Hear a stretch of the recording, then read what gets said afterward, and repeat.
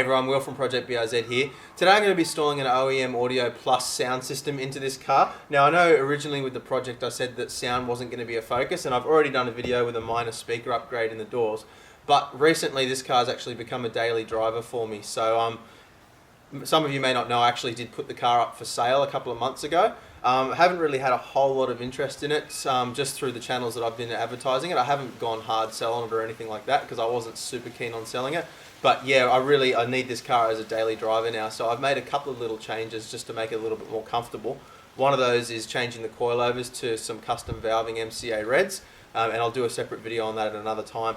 But yeah, one of the things that I really wanted to do was try and upgrade the sound system a little bit. Now I wanted something that wasn't over the top, something that gives a nice balanced sound quality, you know, easy to install, not take up too much boot space, and a nice clean look when it's installed. I didn't want a big flash sound system in here, so OEM Plus system seemed like exactly what I wanted. Now, so what I'm going to do is I'm going to install it. I'm going to film myself installing it. I'm not going to do an installation video because OEM Audio Plus actually already have one of those on their website. But what I will do is I'll show you me actually installing it, just sort of in fast forward. And if I come across any problems as I go, I'll stop and sort of explain the way through that as well. So hopefully it'll be an interesting video. Let's get into it.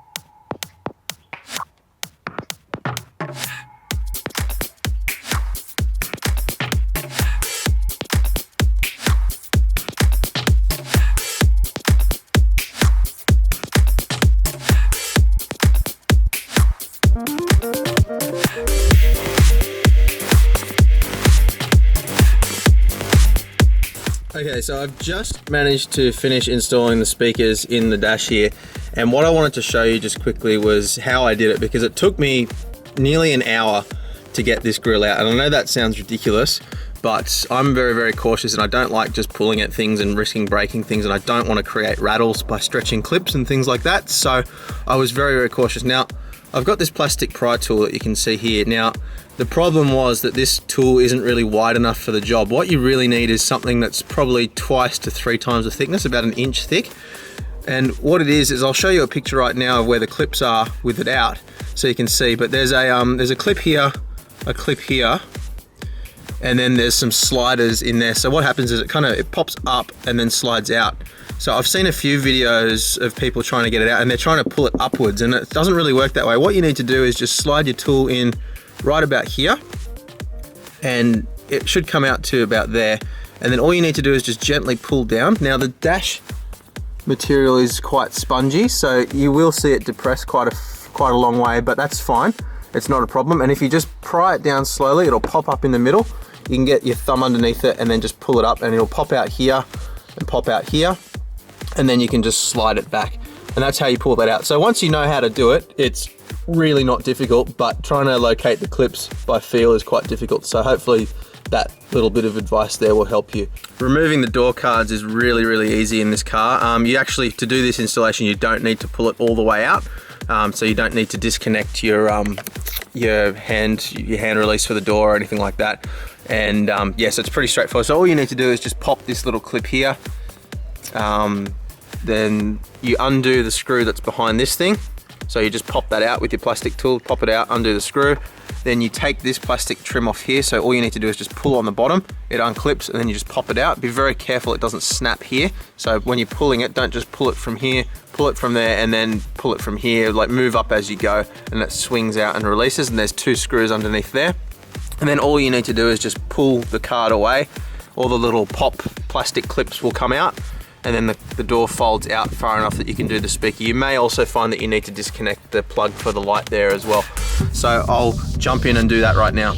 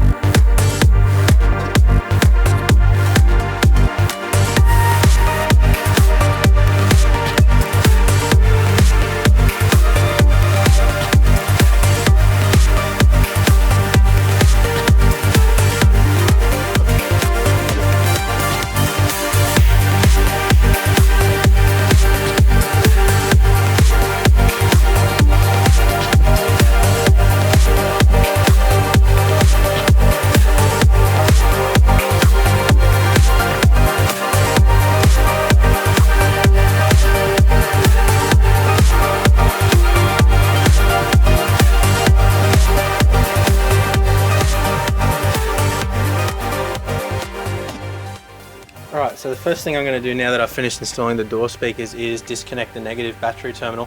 Now it's really important that you always disconnect the negative and not the positive. Now the reason for that is, and I'll show you, is the entire shell of the car is ground. So if you were touching the positive terminal with a spanner and you accidentally touched metal, you would short out your battery, and that can do a lot of damage. I've actually seen the tip of a screwdriver completely vaporized from shorting out a battery. So that's why it's always important to remove the negative terminal. The other thing you want to do before you start as well is make sure your car's doors are open. The reason being that the retractable window system won't work obviously once the battery is flat, and if you try to shut the window while the window's up, or sorry, try to shut the door while the window's up, you might actually smash your window.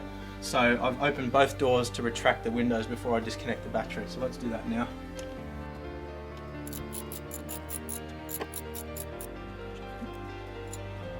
Okay, and I'll just tuck it away to the side so that it's not going to accidentally go back onto the battery. So that's the battery disconnected.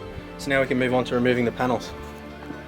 So removing these plastic trim pieces along the door panel is pretty straightforward when you know what you're doing as well. First of all, you just need to pop out this little clip here. So you just use your plastic tool, pop it out, and then there's two more plastic clips, one's here and one's here. So you pull it outwards, and then what might happen is the little plastic clips might stay behind in the door, in the car. So what you need to do is just take them out with a screwdriver and then put them back in this piece before you try to clip it back together. So you loosen that part off. As you can see here, this is actually sitting over the top. So you probably want to pull this piece off first. You don't actually need to remove this piece, as I discovered. So leave this piece on, you don't need to do that. So you just pull this up again, pulls all the way along to here. With that piece removed, you can then pull the rubber trim off. And then you move on to this panel. So you can't actually remove this panel without taking the back seat out. So I'll show you how to remove the back seat. And then once you've done that, this again just basically pulls straight out from the side. Very, very, very easy to do.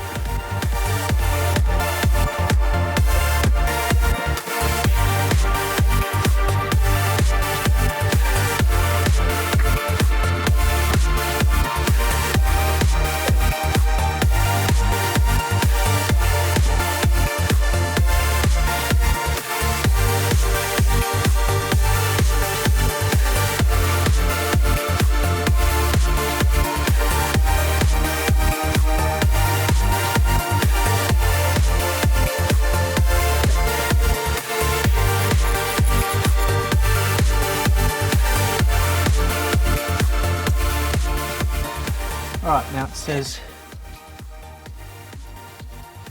push down on the center of the back side of the cushion to remove the locking tab, and then remove the bottom seat cushion. So lift it up there, push down. There we go.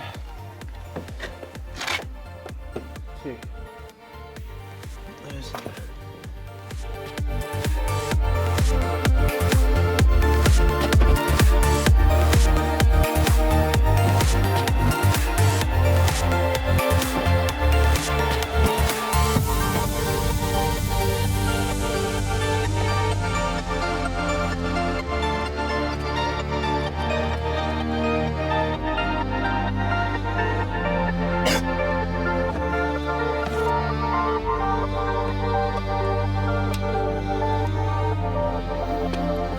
Alright, so I've got my clamps off, so time to install them. So the first one goes on the top here by the looks of things.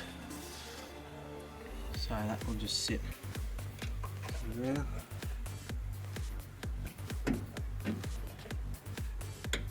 Like so. And the second one I need to bend with a pair of pliers, which is in behind there. So I'll just go grab a pair of pliers. So we're just bending this.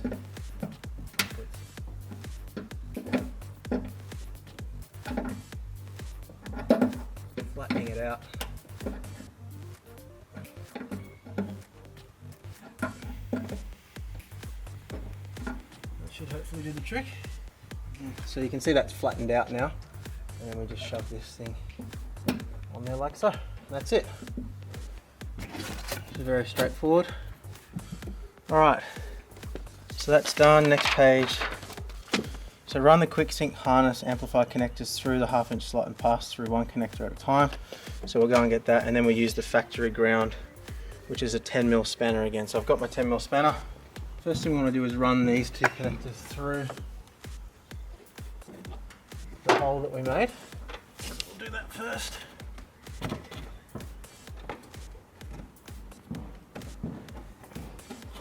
Alright, so that's done.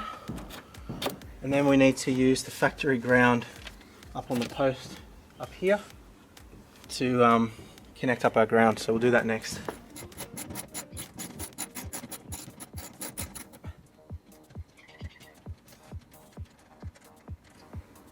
Right. And obviously we want to go behind the seat belt, so don't get fooled by that. Behind the seat belt, behind these other cables as well.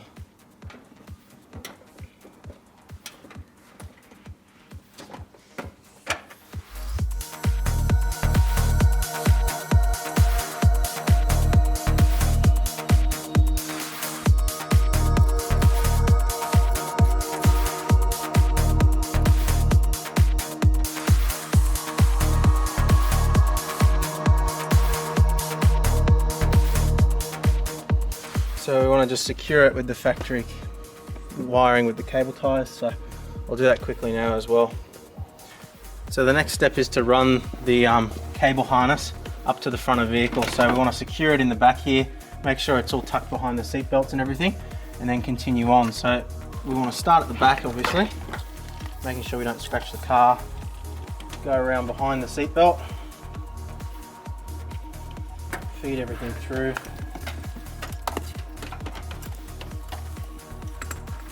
Being careful not to twist it. Sorry it's hard to get a good camera angle, but you get the point. So, and then we need to go behind this seat belt as well, obviously.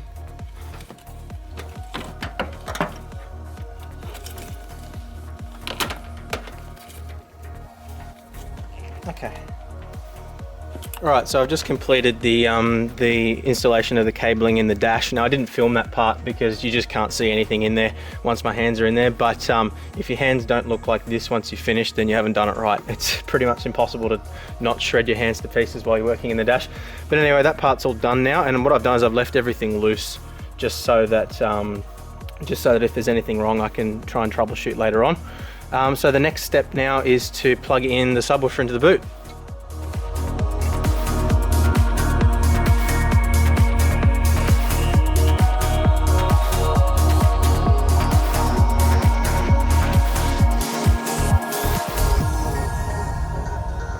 That was actually a lot harder than it looked.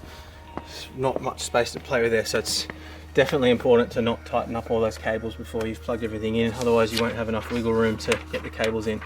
There's very, very little slack in the cables at all. So now we want to start putting these bolts in to actually secure the subwoofer in place, and I'm panting from doing that. So here's the sub all mounted up in the boot, and again this was very, very, very easy to mount. What I actually did end up doing is getting a second person to give me a hand just aligning the back part. What I found is if you get this screw in first and then do the second screw, that's how I found it easiest. Now you might need to move the little clips around a little bit just to get it to fit, but what I needed was some pressure on this side pushing inwards just to get this hole lined up, and once I'd done that sort of finger tight, I was able to get the second bolt in very easy. And you can see there it's kind of like a yeah, there it is. It's a sort of twisty cap that you spin around, so very, very easy to do. No problems at all. Didn't have any problems with carpet not lining up or holes not lining up or anything like that. So yeah, very, very easy, and that's what it looks like installed. So you can see there it's not taking up too much space in the boot. Still heaps of space for other things. So yeah, very, very, very happy with how it looks. Okay, so normally what you would do is you'd come through the firewall using the grommet just down here, but I don't really want to cut it. And what I've done for all my gauges and everything, I've actually gone through the plug in the firewall where the sound tube would normally be. So I'm going to do that with this as well and run the loom up that way. So I won't record myself doing that because it's going to be pretty boring, but I'll check in again once it's all wired up and show you. Alright, so all the wiring's done now, and I've reconnected the battery and nothing went bang, so that's a good sign. You can see the little fuse boxes just sitting there, and what I've done is I've run the post down, cut a little hole in the thingy there to run it down, and then that runs around through a little terminal here, which I've taped up. That's just two little crimp ring type things which you heat up to melt the solder and crimp, and so that's done.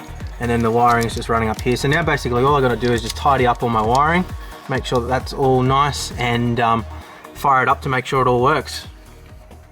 All right, so it's a moment of truth now. I've reconnected the battery. Nothing went up in flames or smoke or sparks, so that's the first good thing. And all the lights on the dash seem to be working. So got my key, dash is still in pieces, and all the back of the car still in pieces and everything, because I want to test it before I put it all back together. But let's power up and see what happens. So press the accessory button, lighting up, feeling a little bit nervous. My gauges are still working. The head unit's coming up, so that's good. And it's just booting up. And I cleared all of my EQ settings beforehand. I heard the beep come through the speakers. That's a good sign as well. So let's get some music playing and see what happens. What do we got? Just try to get into my app here. We'll get something bassy to begin with. Well, everything's working. Woo! That's a pretty big bass. Alrighty, well, I'll leave it at that for this video. What I'll do now is I'll shoot another video with me EQing the system and going through my impressions of the sound system and everything. But yeah, that's how you install the kit, basically.